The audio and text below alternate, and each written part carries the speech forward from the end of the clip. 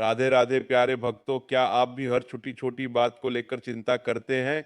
क्या भविष्य का डर आपके मन की शांति छीन लेता है?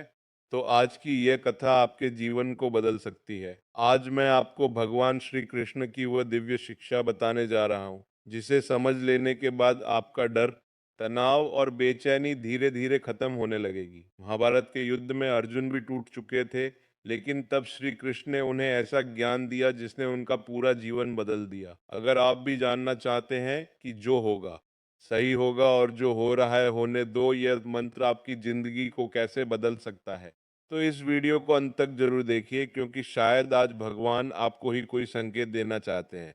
आज मैं आपको जीवन का सबसे बड़ा सच बताने जा रहा हूँ। जो होगा सही होगा, जो हो रहा है होने दो। यह सिर्फ एक वाक्य नहीं है, यह जीवन जीने की कला है। यह भगवान श्री कृष्ण की सबसे बड़ी शिक्षा है।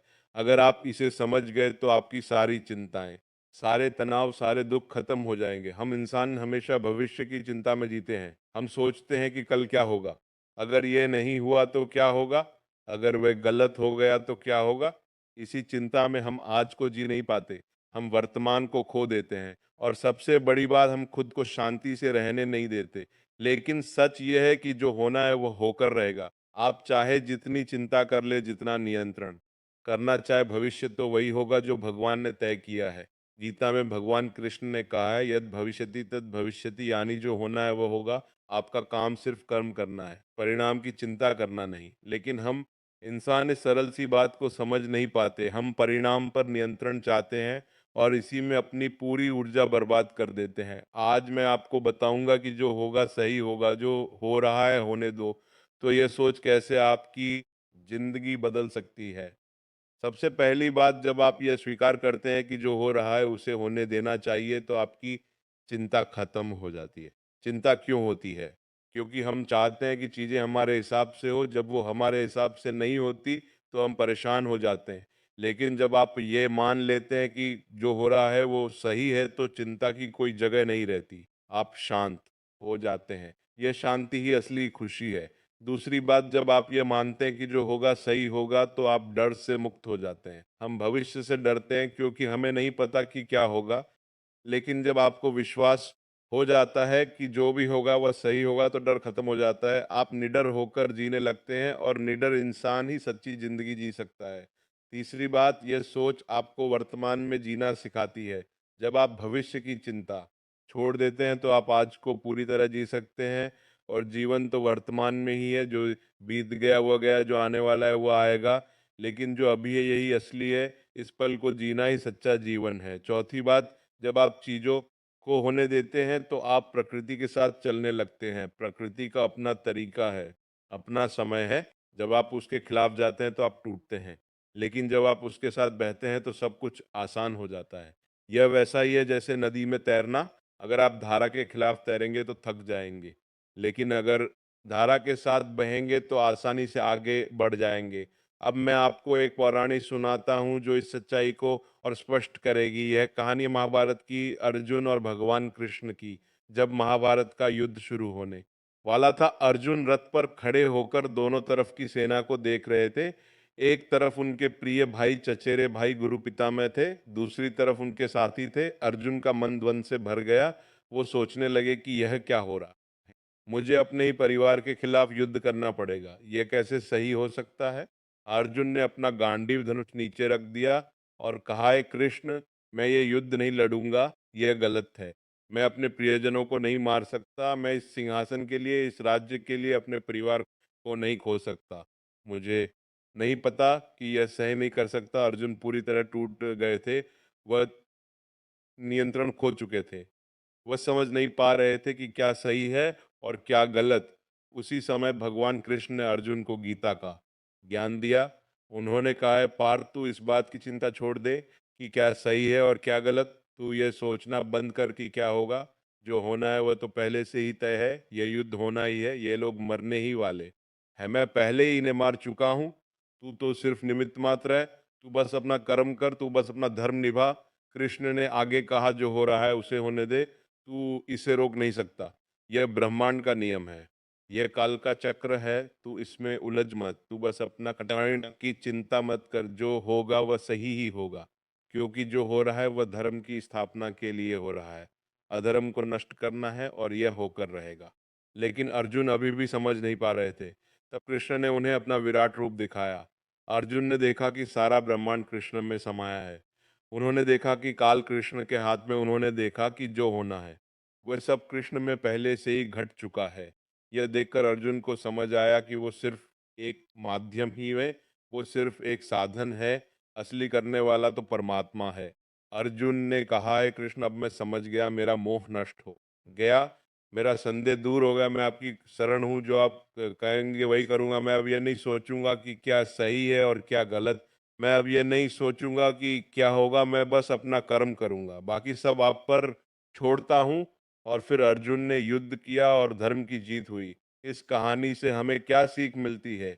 यह है कि हम जितना नियंत्रण करना चाहते हैं उतना ही हम परेशान होते हैं। हम सोचते हैं कि हम सब कुछ तय कर सकते हैं, लेकिन सच यह है कि ब्रह्मांड की अपनी योजना सिद्ध है, भगवान की अपनी योजना है। जो होना है वह होकर रहेगा। हमारा काम सिर्फ अपना कर्म करना है। पांचवी बात, जब आप ये मानते हैं कि जो हो रहा है होने दो, तो आप संघर्ष से मुक्त हो जाते हैं।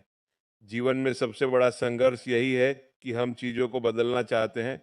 हम चाहते हैं कि लोग बदले, परिस्थितियां बदले, भविष्य बदले, लेकिन ये संघर्ष हमें थका देता है। जब आप ये स्वीकार करते हैं कि चीज़ें जैसी है वैसी ही ठीक है, तो संघर्ष खत्म हो जाता है, आप प्रवाह में आ जाते हैं। छठी बात, ये सोच आपको विश्वास सिखाती है।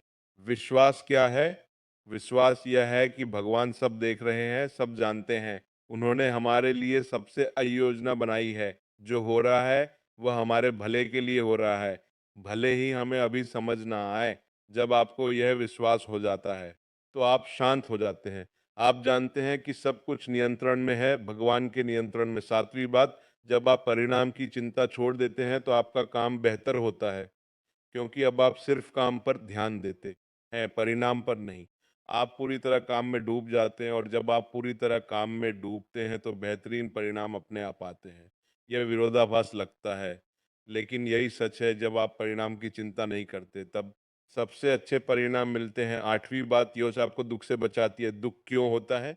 क्योंकि हमारी अपेक्षाएं पूरी नहीं होती। हम चाहते थे कि ऐसा हो लेकिन वैसा, इसी अंतर में दुख पैदा होता है।